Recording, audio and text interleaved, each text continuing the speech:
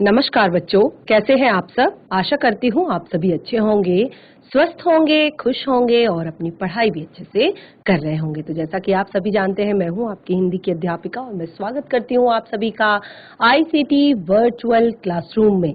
और आज हम यहाँ पर एकत्रित हुए हैं पढ़ने के लिए क्लास 8 की हिंदी। क्लास 8 की हिंदी में आप सभी को पता है हम पढ़ रहे हैं यहाँ पर अपने हिंदी व्याकरण का जो हमारा पाठ है वर्ण विचार। तो वर्ण विचार में हम यहाँ पर वर्णों के विषय में काफी कुछ अभी तक जान चुके हैं, जो कि आप पहले भी जानते थे और अभी आप उसको फिर से पढ़ रहे हैं अपनी कक्षा 8 में। तो आप सभी उसको नोट डाउन भी साथ साथ कर रहे होंगे। तो वर्णों में हमने यहाँ पर दो भेद वर्णों के बताए थे आपको, स्वर और व्यंजन। तो स्वर जो हमारे क्लियर हो चुके हैं और व्यंजन के विषय में हम पढ़ रहे हैं कि व्यंजन क्या होते हैं, किसे कहते हैं और व्यंजन के कितने भेद होते हैं और उच्चारण के अनुसार इन्हें किस तरह से उच्चारित इन्हें किया जाता है और क्या व्यंजनों के किस तरह से प्रयोग है, भेद है। तो हम चलते हैं स्मार्ट बोर्ड की तरफ, शुरू करते हैं अपने आज का सेशन। आप सभी भी रेडी हो जाइए अपनी कॉपी पेन पेंसिल लेकर। सभी बच्चे ध्यान पूर्वक पढ़ेंगे और समझने का प्रयास करेंगे। तो जो हमारा लास्ट सेशन था हमारे हिंदी व्याकरण का, उसमें हमने यहाँ पर व्यंजनों के विषय में जाना था। तो हमने व्यंजनों के भेद आपको यहाँ पर बताए थे कि व्यंजन के 3 भेद होते हैं उच्चारण के आधार पर। क्या होता है व्यंजन? जिन वर्णों के उच्चारण में स्वरों की सहायता लेनी पड़ती है, जिन वर्णों का उच्चारण स्वरों की सहायता से किया जाता है, जैसे कि क। तो क का उच्चारण हम अ के उच्चारण के बिना नहीं कर सकते। ऐसे ही ख, ख उच्चारित कीजिए। अ का स्वर आपका यहाँ पर आ रहा है,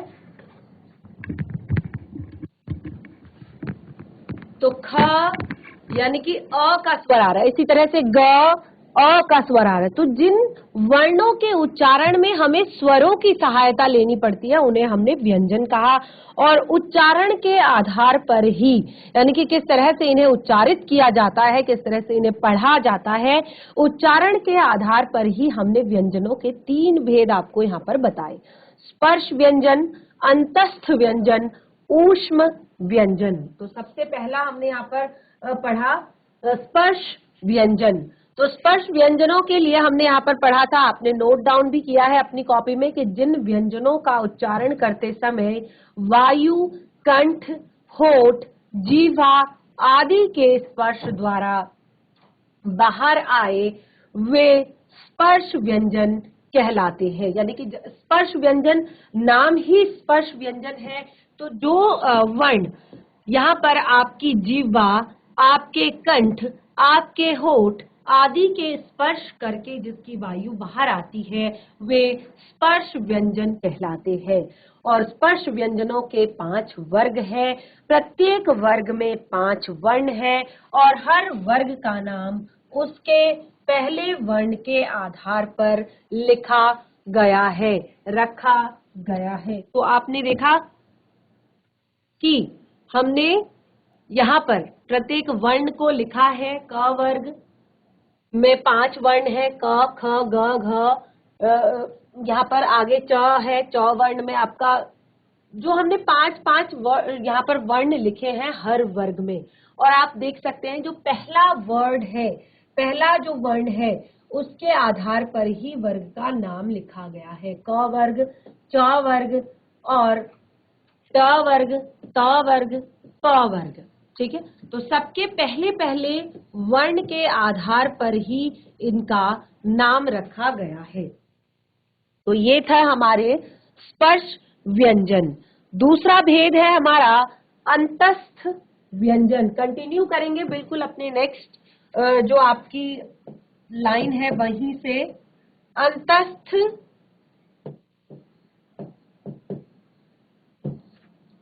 व्यंजन, नाम से ही थोड़ा बहुत चीजें क्लियर हो रही हैं। अंतस्थ, अंतस्थ व्यंजन नाम से ही थोड़ा बहुत क्लियर हो रही है। जैसे क्या होता है कि कई बार आप ऐसे वर्ण हम उच्चारण करते हैं जिनके उच्चारण में जो वायु है वो सीधे गले से आती है। ठीक है, उसमें हमारी जीवा कहीं पर भी यानी कि मुख के पूरे भाग को कहीं पर भी नहीं छूती, तो उनको हम कहते हैं अंतस्थ व्यंजन। ठीक है, तो ये व्यंजनों के बीच में, यानी कि स्वर तथा व्यंजनों के बीच की ये स्थिति है, जैसे या, रा, ला, वा। ठीक है, ये है आपके अंतस्थ व्यंजन। तो पहले लिख लेते हैं परिभाषा को, फिर एग्जाम्पल लिखेंगे। जिन व्यंजनों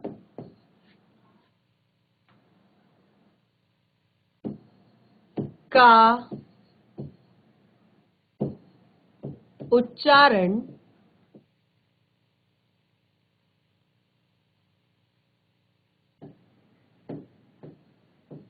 करते समय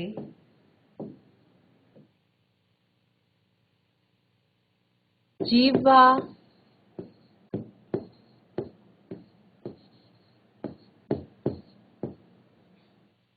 पूरी तरह से मुख के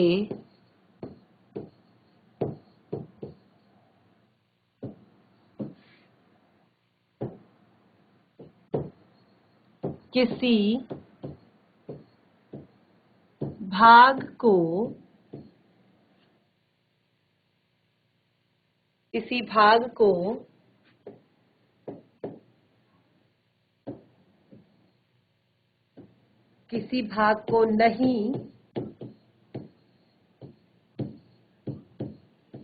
छूती,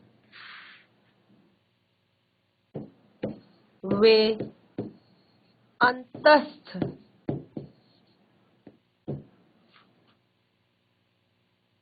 व्यंजन कहलाते हैं। साथ के साथ नोट डाउन करेंगे। ठीक है, जिन व्यंजनों का उच्चारण करते समय जिह्वा पूरी तरह से मुख के किसी भाग को नहीं छूती। ठीक है, अब ये संख्या में 4 होते हैं, ये अंतस्थ व्यंजन कहलाते हैं, और ये संख्या में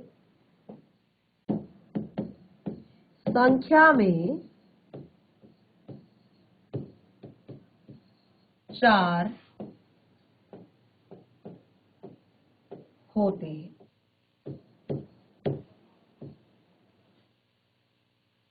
जैसे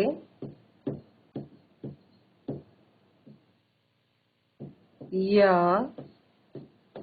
र, ल, व। ठीक है, य, र, ल, व। तो ये होते हैं आपके अंतस्थ व्यंजन। ठीक है, नोट डाउन आपने कर लिया होगा। हमने यहाँ पर 3 तरह के व्यंजन बताए हैं, 3 तरह के भेद बताए हैं उच्चारण के आधार पर। तो सबसे पहला स्पर्श व्यंजन, अंतस्थ व्यंजन। अब तीसरा जो हमारा है वो है ऊष्म व्यंजन। नोट डाउन करते रहिए साथ साथ। तीसरा है हमारा ऊष्म व्यंजन। ये देखिए, ऊष्म व्यंजन क्या होते हैं, समझते भी रहिए और उतारते भी रहिए साथ साथ। जो आपने यहाँ पर लिखा है हमने, उसको नोट डाउन करते रहिए। ऊष्म व्यंजन क्या होता है, ये कई बार क्या होता है कि जो ऊष्म व्यंजन जब हम जिसका उच्चारण करते हैं, तो उच्चारण में जो हवा होती है वो रगड़ खाकर मुंह से निकलती है। ठीक है, और इस कारण मुंह से क्या होता है, जब हवा जीभ जब रगड़ खाकर किसी भी ध्वनि का उच्चारण करती है, तो क्या होती है कि मुख से एक ऊष्म, एक गर्म हवा निकलती है। तो उसको हम कहते हैं ऊष्म व्यंजन, जिसका उच्चारण करते वक्त इस तरह का की ध्वनि निकलती है, तो उसको हम कहते हैं ऊष्म व्यंजन। कैसे, जैसे देखिए, श, एक हम स, ह। ठीक है, इनका उच्चारण हम क्या कैसे करते हैं, हम बिल्कुल मुख से तेज एक ध्वनि निकालते हैं, जिससे जीवा के साथ वो ध्वनि क्या करती है, कनेक्ट होती है, और उससे मुख से ऊष्म ध्वनि निकलती है। तो ये आपने नोट डाउन कर लिया होगा। नेक्स्ट, थर्ड हम लिखते हैं अपना ऊष्म व्यंजन, ऊष्म व्यंजन।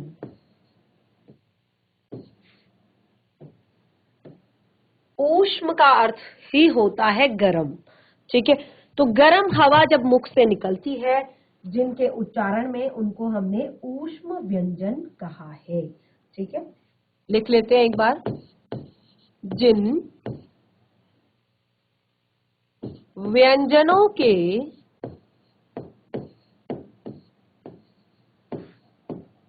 उच्चारण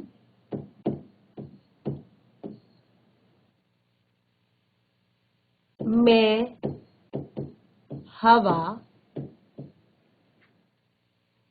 के रगड़ खाने के कारण, यानी कि जब मुख से हवा निकलती है तो वो क्या करती है, वो रगड़ खाती है, ठीक है।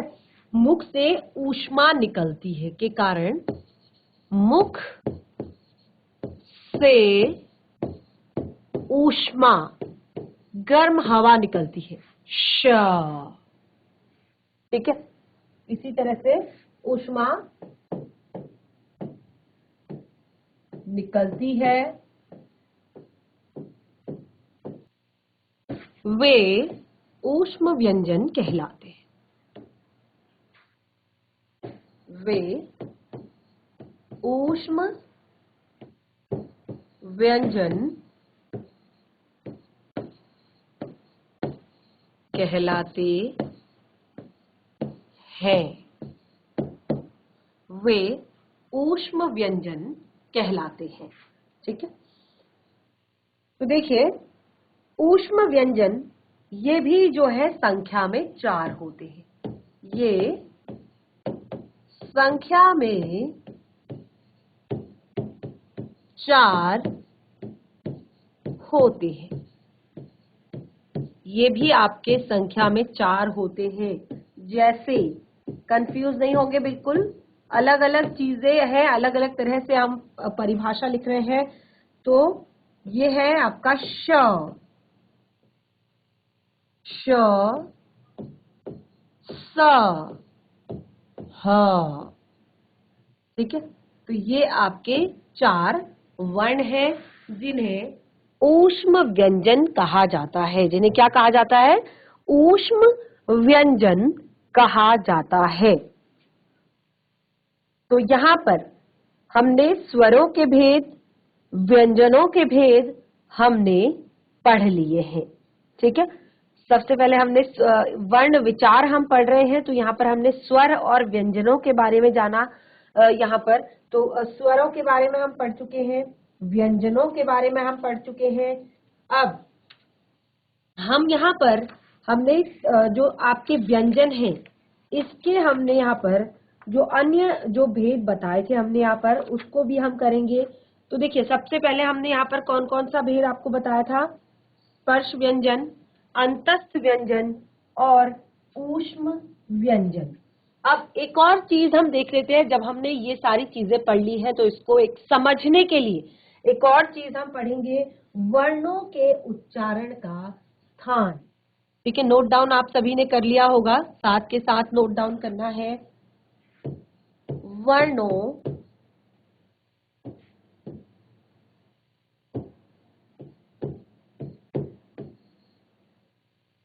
का उच्चारण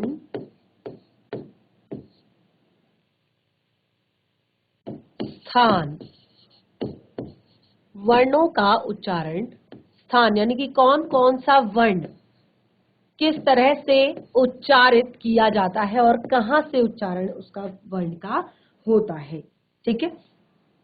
वर्णों का उच्चारण स्थान, तभी हम कहते हैं ना, तालव्य स्वर कौन सा है, मूर्धन्य स्वर कौन सा है, दन्य स्वर कौन सा है, ओष्ठ स्वर कौन सा है, दंतोष्ठ कौन सा है, नासिक्य कौन सा है, कंठ तालव्य कौन सा है, ठीक है। तो इस तरह से हमें ये बहुत ज्यादा जरूरी है समझना, बहुत ज्यादा जरूरी है पढ़ना, कि वर्णों का उच्चारण हम कहाँ कहाँ से और कैसे करते हैं। तो देखिए, जिस मुख के जिस भाग से, यानी कि जब भी हम मुख के जिस भाग से भी हम वर्ण का उच्चारण करते हैं वह उसका उच्चारण स्थान होता है। जैसे अगर आप क उच्चारण करें, क आपका व्यंजन है और आप क का अगर उच्चारण कर रहे हैं तो देखिए कहां से आपका क उच्चारित हो रहा है, क, बिल्कुल कंठ से आपकी आवाज आ रही है। इसी तरह से ई, ई, जब आप ई का उच्चारण करते हैं, च का उच्चारण करते हैं, छ का उच्चारण करते हैं, तो कहां से हमारा ये उच्चारित हो रहा है, तालू से। ठीक है, इसी तरह से त, थ, इसी तरह से त, थ, द, जो हमारे ये जो हमारे वर्ण है इनका उच्चारण कहां से होता है, इनका उच्चारण होता है दंत से, यानी कि दांतों से। ठीक है, इसी तरह से अंग, अ, न, म, य, इनका उच्चारण कहां से हो रहा है, नासिका से। ठीक है, इसी तरह से ए, आई, ये सारा कहां से हो रहा है, कंठ और तालु के मेल से। तो इनको हम लिखेंगे सबसे पहले, उसके बाद समझेंगे। सबसे पहले हम लिखेंगे उच्चारण स्थान। ठीक है, उच्चारण स्थान, और फिर हम लिखेंगे वर्ण, यानी कि कौन कौन सा वर्ण उच्चारित होता है। ठीक है, ये है आपका सबसे पहला कंठ, और इसको कहते हैं कंठ। ठीक है, कौन सा स्वर उच्चारित होता है कंठ से, अ, आ,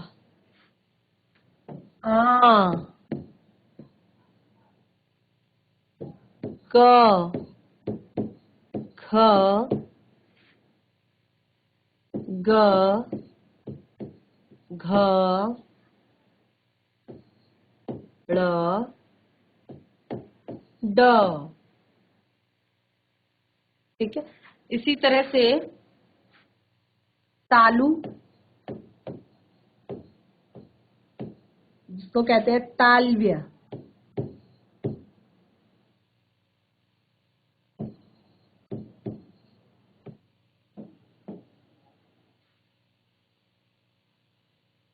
ई, ई, च, छ, ज, झ, य, य, श। श को जब हम पढ़ते हैं ना तो हम उसके साथ ये शब्द लगाकर पढ़ते हैं ताकि हमें समझ में आ जाए कि हम कौन से श की बात कर रहे हैं। तो जब हम शेर वाले श की बात करते हैं हम उसको कहते हैं तालव्य श। क्या कहते हैं, तालव्य श, ये आपका तालव्य श है। ठीक है, और जब हम देखिए आगे वाले देखेंगे मूर्धा। ठीक है, तो इसको हम मूर्धन्य, तो इसमें देखेंगे कौन कौन से वर्णों का हम उच्चारण करते हैं, री, ट, ठ, ड, ढ, ण,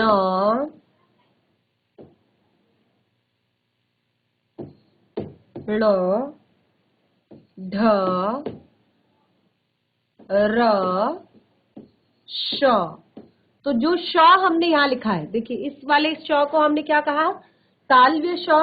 तो इस श को हम कहते हैं मूर्धन्य श। ठीक है, तीन जो श है, क्योंकि श श श, तो तीनों श को जब हम याद करते हैं तो हम इस तरह से करते हैं, एक को तालव्य श, एक को मूर्धन्य श और एक को दंत को दंत। तो इसमें आता है त, थ, द, ध, न, ल, स, सड़क वाला स। ठीक है, तो इस स को कहते हैं दंत्य स। ठीक है, अब आपको तीनों सौ के उच्चारण में बिल्कुल भी कंफ्यूजन नहीं होना चाहिए। बिल्कुल भी आपको ऐसा नहीं है कि कई बारी बच्चे इसमें बहुत गड़बड़ करते हैं। शेर, शेर नहीं होता, शेर। ठीक है, षटकोण, षटकोण नहीं होता। सड़क, सड़क नहीं होता, सड़क, स से सड़क। जो आपका तालव्य श है शेर, तो ये आपका तालु से निकलता है जैसे च, बिल्कुल इसी तरह से शेर। ठीक है, ऐसे ही मूर्धन्य स जो मूर्धा से जो निकलता है ट, ठ, ड, ळ, ऐसे ही श। ठीक है, श। दंत्य स में त, थ, द, ध, न, ल, स। दंत यानी कि जो दांतों से जिनका उच्चारण किया जाता है, दांतों से जिनका उच्चारण किया जाता है उनको दंत्य स। तो तीनों को आप इस तरह से समझेंगे। सबसे पहले आप सबसे पहले शेर वाले श को तालव्य श, आपका षटकोण वाले श को मूर्धन्य स, और सड़क वाले श को दंत्य स। ठीक है, इसी तरह से आगे भी है आपका ओष्ठ, यानी कि ओष्ठ से आप जिनका उच्चारण करते हैं। ओष्ठ,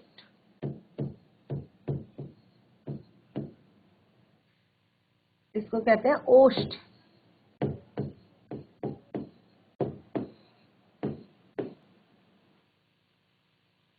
इसमें आपका उच्चारण होता है उ, ऊ, प, फ, ब, भ, म। ठीक है, अगला है दंत ओष्ठ, दंतोष्ठ, दंत ओष्ठ। इसको कहेंगे दंतोष्ठ।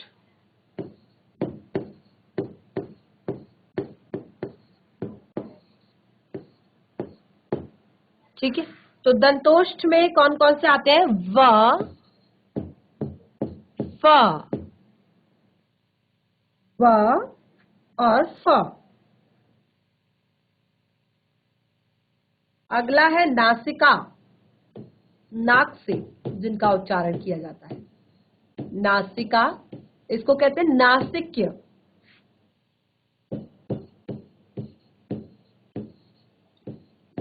नासिक्य कौन कौन से? जैसे अंग, ठीक है, ङ,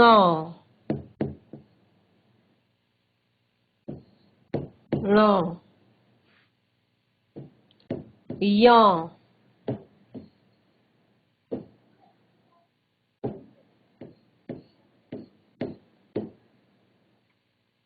ळ, न, म। ठीक है, अगला है कंठ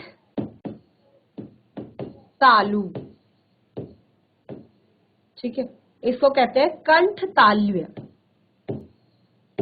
कंठ ताल्व्य। ए, आई। कंठ ओष्ठ,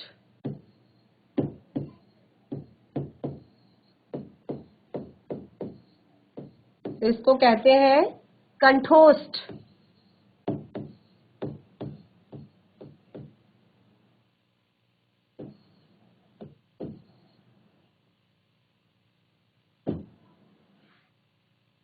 ओ, औ। नोट डाउन कर रहे होंगे आप सभी साथ के साथ। जिसने पहले वाला नोट डाउन नहीं किया है फटाफट से इसे नोट डाउन कर लीजिए, इसे कंप्लीट कीजिए, नोट डाउन कीजिए साथ के साथ। उसके बाद आगे का भी नोट डाउन करेंगे, फटाफट से नोट डाउन कीजिए।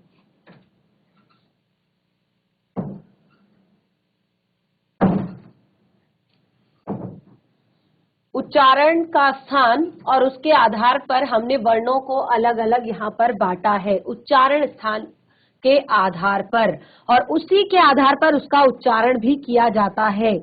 तो देखिए, जो वर्ण कंठ से उच्चारित होते हैं उनको कंठ्य वर्ण, जो तालु से उच्चारण होते तालव्य वर्ण, जो मूर्धा से उच्चारित होते हैं मूर्धन्य वर्ण, जो दंत से उच्चारित होते हैं दंत्य वर्ण, और सभी के एग्जाम्पल लिखे हैं तो सबने नोट डाउन कर लिया होगा। आगे बढ़ेंगे, इनको भी फटाफट नोट डाउन कीजिए।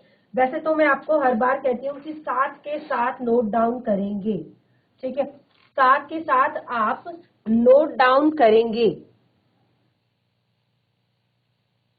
एक और, ये आपने नोट डाउन कर लिया होगा, एक और इसी टॉपिक का एक बहुत ही ज्यादा महत्वपूर्ण पार्ट हमारा आता है वर्ण विच्छेद।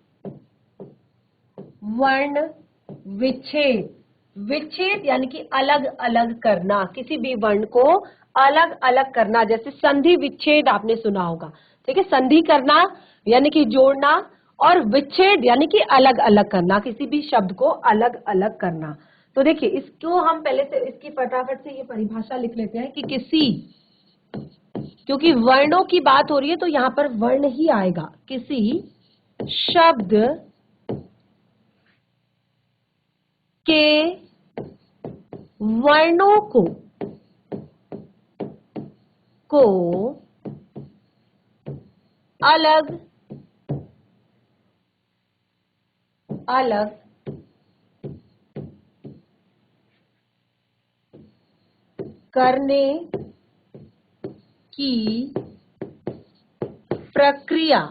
करने की प्रक्रिया को वर्ण विच्छेद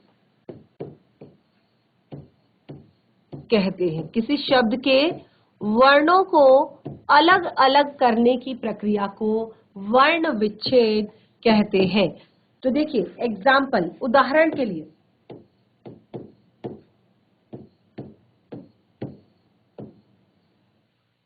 जैसे हमने कहा असर शब्द है, हमने कहा किसी भी शब्द के वर्णों को अलग अलग करने की प्रक्रिया को वर्ण विच्छेद कहते हैं। असर एक शब्द है आपका और आपने उसके वर्णों को अलग अलग करना है। कैसे करेंगे? क्या ऐसे करेंगे? क्या ये सही वर्ण विच्छेद है? क्या ये सही वर्ण विच्छेद हमने यहां पर किया है? बिल्कुल नहीं। क्यों? क्योंकि देखिए, जो भी आपके वर्ण है उनको हमने दो भागों में बांटा है, स्वर और व्यंजन। तो सबसे पहले तो आपने ये देखना है कि स्वर कौन सा है और व्यंजन कौन सा है। तो यहाँ पर आपका जो अ शब्द है, अ, ये तो आपका स्वर ही है, लेकिन स, र, ये आपके व्यंजन है। तो असर हमने शब्द लिखा है और इसके वर्णों को अलग अलग करना है, अ, धन, स। तो स को जब हम उच्चारित कर रहे हैं तो कौन सी ध्वनि आ रही है? अ की। तो अ धन स, धन र। तो ये आपका सही वर्ण विच्छेद है, ठीक है, ये आपका सही वर्ण विच्छेद है। इसी तरह से एक और हम शब्द यहां पर लेंगे, आराम, ठीक है। तो आ जो है वो आपका स्वर है रा, तो र धन आ, ठीक है। इसी तरह से धन म, म का अ। ठीक है, तो ये आपका सही वर्ण विच्छेद है। कुछ शब्द मैं यहाँ पर लिखती हूँ, फटाफट अपनी कॉपी में नोट डाउन करेंगे और उनका वर्ण विच्छेद करेंगे। दिन, वार, पुल, कैलाश, सोना,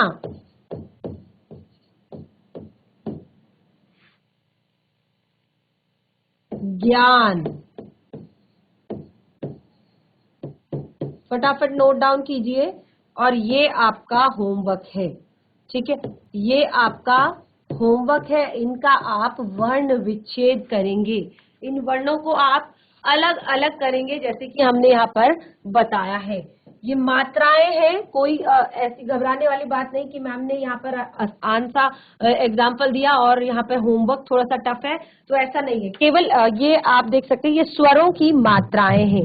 तो मात्राएं आप बचपन में बहुत अच्छे से पढ़ चुके हैं कि किस तरह से मात्रा का प्रयोग किया जाता है, तो मात्रा के स्वर भी हमने यहाँ पर पढ़े हुए हैं, तो वो आप इसको करेंगे, ये आपका होमवर्क है।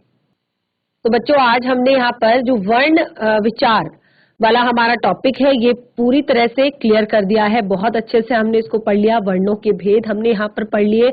और अब हम आज जो आपने पढ़ा है, जो कुछ भी, इसको आप घर पर जरूर रिवाइज करेंगे, एक बार जरूर पढ़ेंगे, क्योंकि बहुत ही ज्यादा महत्वपूर्ण टॉपिक है। इसके बाद का जो हमारा सेशन है, उसमें हम आपकी वितान पाठ्य पुस्तिका से जुड़ा हुआ चैप्टर लेंगे। तो आज का सेशन हमारा यहीं पे समाप्त होता है। हम मिलेंगे अपने नेक्स्ट सेशन में, तब तक के लिए धन्यवाद। आपका दिन शुभ हो।